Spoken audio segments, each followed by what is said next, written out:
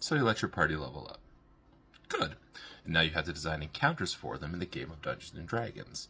This week, a friend of mine asked me for help designing an encounter for her home game, where she has 7 level 10 characters. And she asked me to theme it around vampires, because that's the kind of plot that they're running through in Baldur's Gate. Now, how are we going to do this? Well, let's pick a brand new vampire, a CR14 Vampire Infernalist from Astarion's Book of Hungers.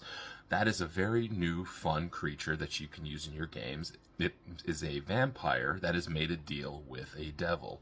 And the vampire now has claw attacks that deal fire damage. It can cast Fireball at will as a cantrip, basically.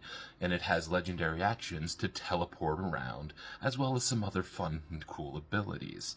Now, how is this going to be helpful? Well, it can teleport away from your front line. So your barbarian or your paladin or both of them rush this vampire.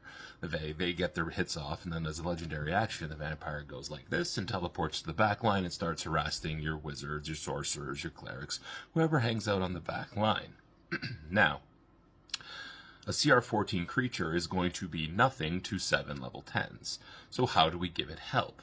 Well, we're going to add 3 Blood Drinker vampires from Guildmaster's Guide to Ravnica to rush and engage with all your frontliners. So anybody that would hang out on the front line for a 7-character encounter, you're going to engage them with a Blood Drinker vampire.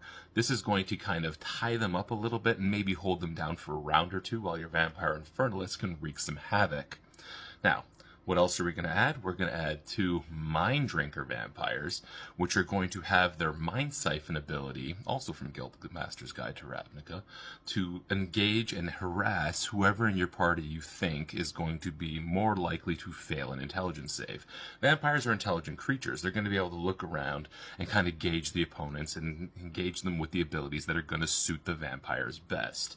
Now, between these 2 things and your Vampire Infernalist, you're going to have a very dynamic encounter that is going to have a lot of moving pieces and be very fun after the party finally does eventually win. Because level 10 parties are strong. This encounter is going to challenge them, but it shouldn't overwhelm them.